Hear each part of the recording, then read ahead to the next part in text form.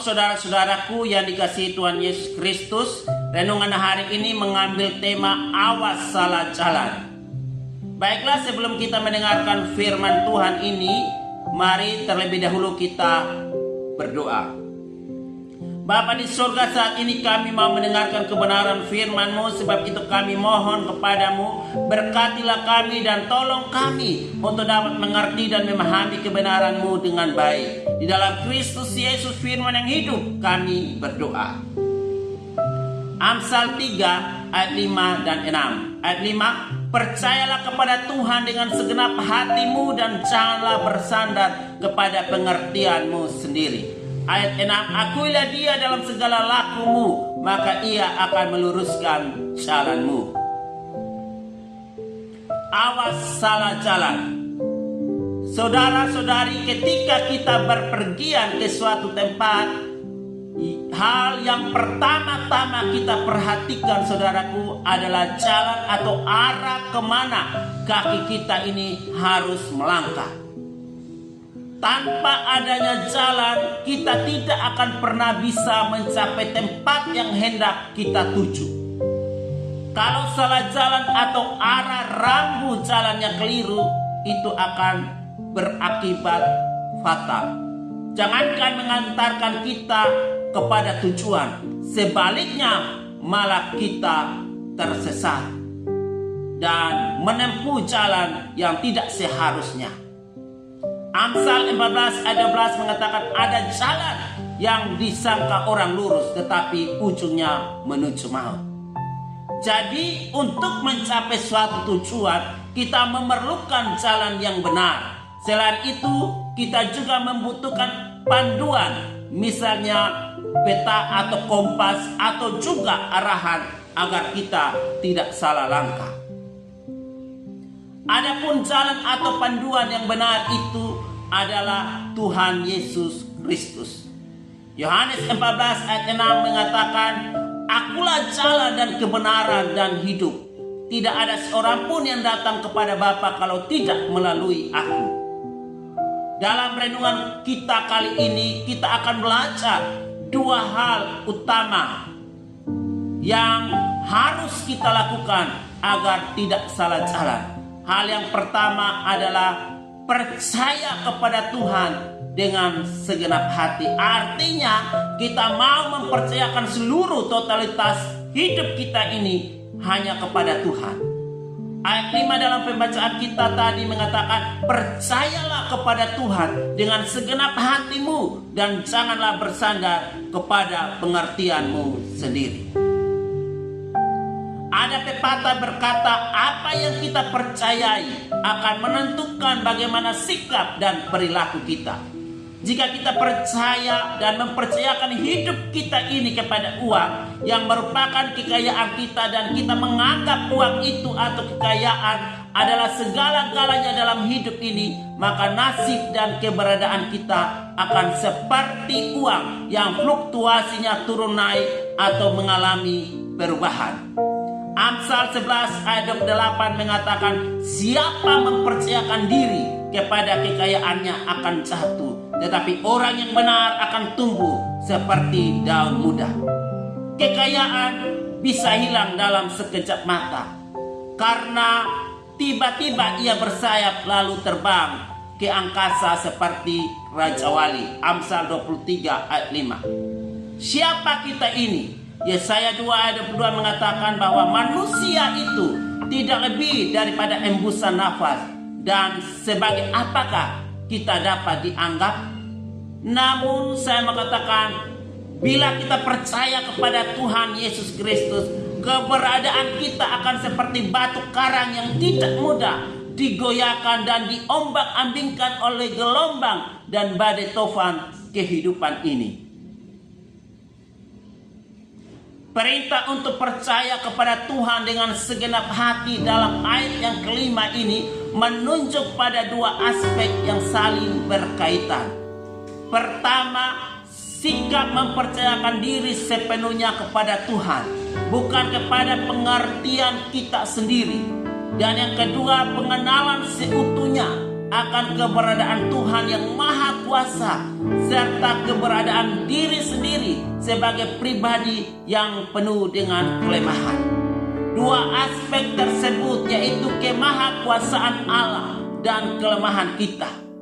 Nah, ini yang akan mendorong kita untuk kita percaya sepenuhnya kepada Tuhan, mempercayakan diri kita sepenuhnya kepada Tuhan. Kenapa? Karena kita menyadari bahwa kita ini adalah manusia yang penuh dengan kelemahan. Kita adalah makhluk yang fana. Tetapi hal yang tragis, apabila kita manusia ini merasa diri kita kuat, lalu kita tidak lagi mengandalkan Tuhan, lalu kita tidak lagi memerlukan Tuhan. Hati-hati saudaraku, perlu kita waspada. Bersandar kepada Tuhan adalah upaya di mana kita senantiasa mau mengenal Allah melalui firman, melalui doa, melalui persekutuan ibadah dengan Tuhan. Pengenalan kita secara pribadi kepada Allah akan mendorong terwujudnya rasa cinta dan kepercayaan kita sepenuhnya kepada Allah. Seperti pepatah mengatakan, tak kenal maka tak disayang. Begitulah pentingnya pengenalan kita secara pribadi dengan Allah. Langkah utama yang kedua supaya kita tidak salah jalan adalah perbuatan yang selaras dengan firman Tuhan.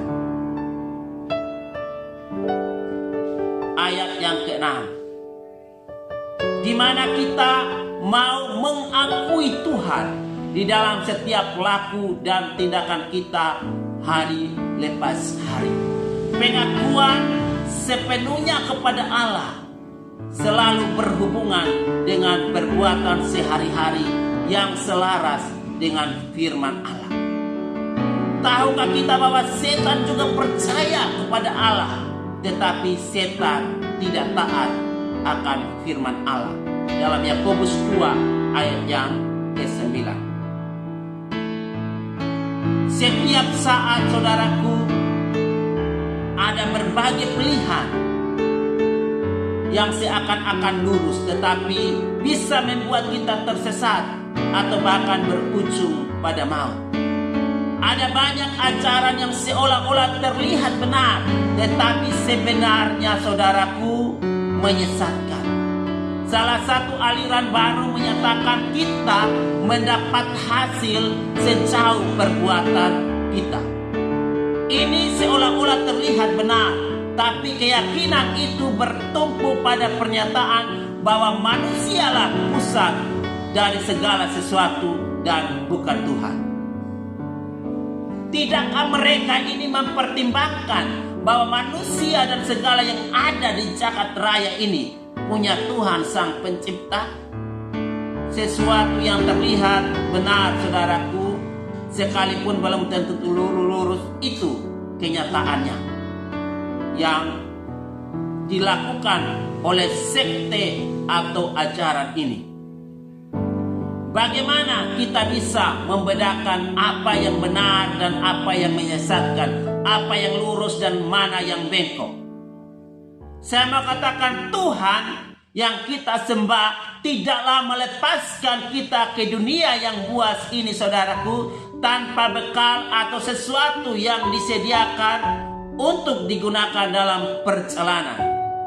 Tuhan melengkapi kita dengan peta dan kompas, yang dimana akan menghindarkan kita untuk tersesat dalam hidup. Peta tidaklah lain adalah Alkitab. Alkitab sangat lengkap, berisi segala petunjuk yang akan menunjukkan kemana dan bagaimana kita harus melangkah. 1 Timotius 3 ayat 16-17 mengatakan, segala tulisan yang diilhamkan Allah memang bermanfaat untuk mengajar, untuk menyatakan kesalahan, untuk memperbaiki kelakuan, dan untuk mendidik orang dalam kebenaran. Sedangkan Kompas, saudaraku, adalah Roh Kudus yang selalu membimbing dan mengarahkan kita ke arah yang benar. Yohanes 16 ayat 13 mengatakan, tetapi apabila ia datang, yaitu Roh kebenaran, ia akan memimpin kamu ke dalam seluruh kebenaran. Sebab ia tidak akan berkata-kata dari dirinya sendiri, tetapi segala sesuatu yang didengarnya, itulah yang dikatakannya, dan ia akan memberitakan kepadamu hal-hal yang akan datang.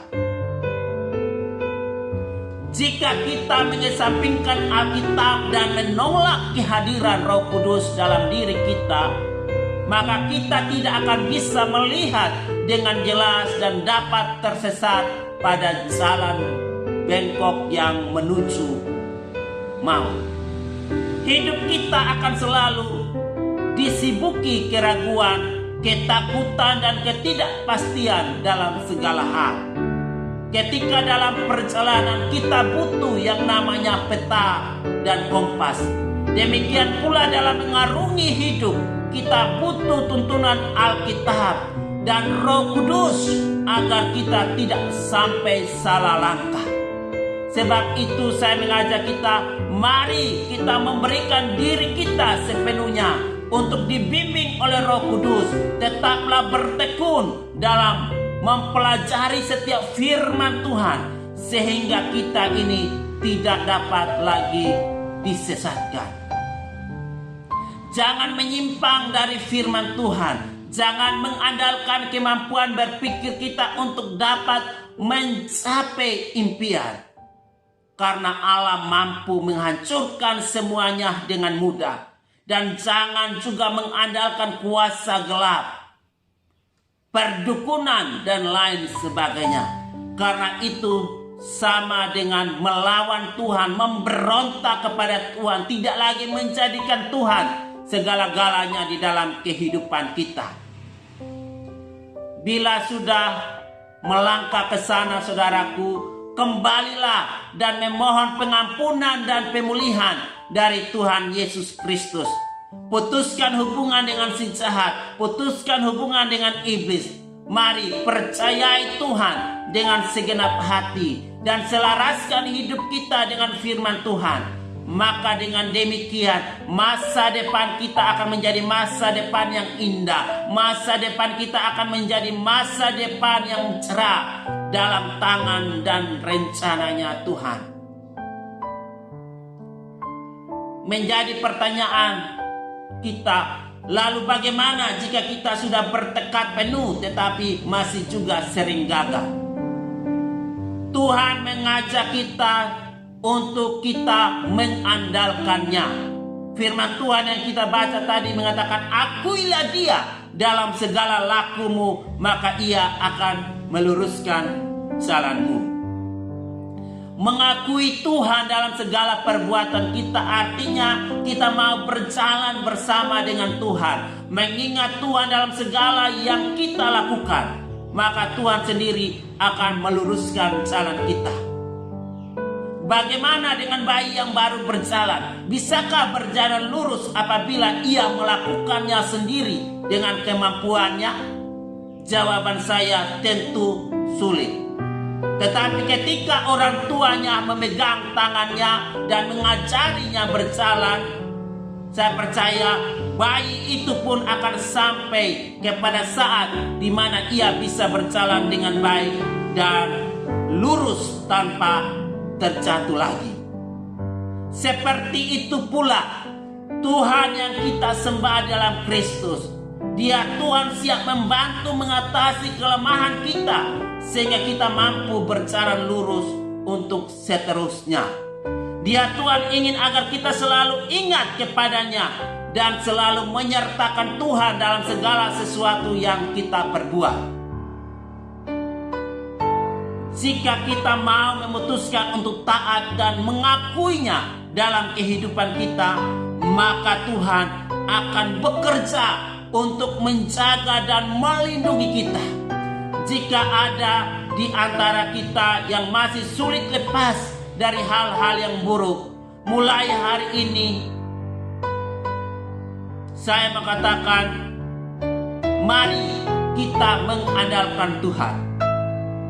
Sesulit apapun itu, ingatlah bahwa tidak ada yang mustahil bagi Allah yang berkuasa di atas segala-galanya.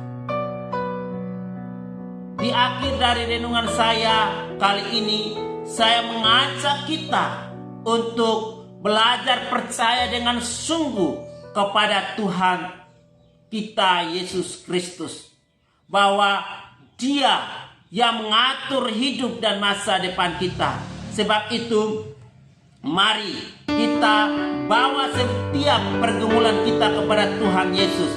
Mari kita serahkan seluruh kekhawatiran, ketakutan kita kepada Tuhan, dan mintalah bimbingan Tuhan untuk kita semakin dimampukan untuk mengandalkan Tuhan di dalam kehidupan kita.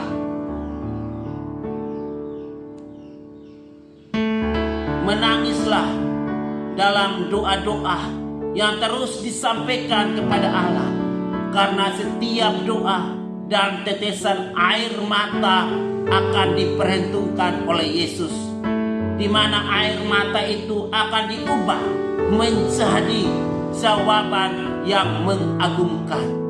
Inilah firman Tuhan yang dapat saya bagikan bagi kita pada kesempatan ini, kiranya dapat memberkati kita.